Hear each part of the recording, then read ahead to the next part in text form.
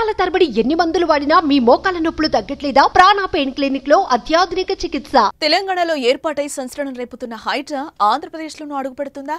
సినీ దిగ్గజం అక్కినేని నాగేశ్వరరావుకు చెందిన convention centre కూల్చివేతతో 2 Telugu రాష్ట్రాలు ఉలిక్కిపడేలా చేసిన హైడ్రా ఏపీలో అవసరమైతే తప్పదంటూ కూటమి నేతల కామెంట్స్ కాకరేపుతున్నాయి. ప్రభుత్వ భూములు, చెరువులు, కాలువలను కబ్జా చేసి నిర్మాణాలు చేపడితే కూల్చివేయడమే హైడ్రా కర్తవ్యం. తెలంగాణలోని హైడ్రా వంటి సంస్థ ఏపీలో కూడా కనిపించబోతున్నట్లు సంకేతాలు వినిపిస్తున్నాయి.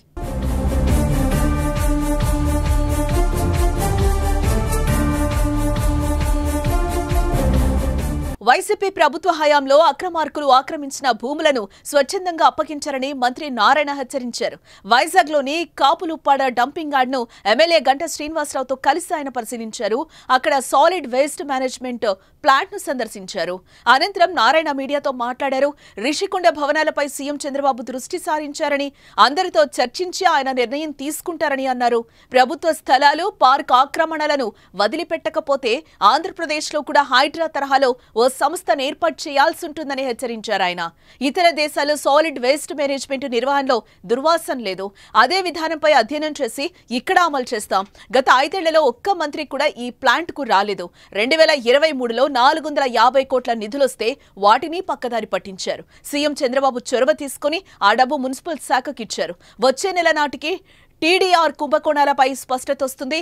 గతంలో ప్రభుత్వ స్థలాలు ఆక్రమించి నిర్మాణాలు చేశారు. అక్రమ నిర్మాణాలను వదులుకోవాలని పిలుపునిస్తున్నా, నిర్మాణాలు వదులుకోకపోతే మేమే స్వాధీనం చేసుకుంటాం.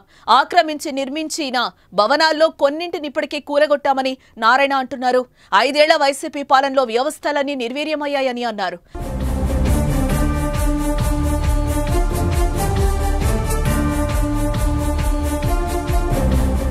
అప్పటి సీఎం జగన్ ఇంటిని వదిలి బయటకు వచ్చేవారు కాదని, దీంతో ఎమ్మెల్యేలు, మంత్రులు వాళ్ల ఇష్టానుసారంగా వ్యవహరించారని ధ్వజమెత్తారాయన.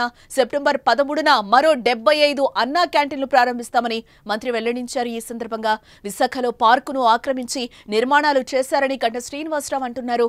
అక్రమ నిర్మాణాలు చేపడితే హైడ్రా తరహాలో చర్యలు మొదలుపెట్టాల్సి ఉంటుందన్నారు.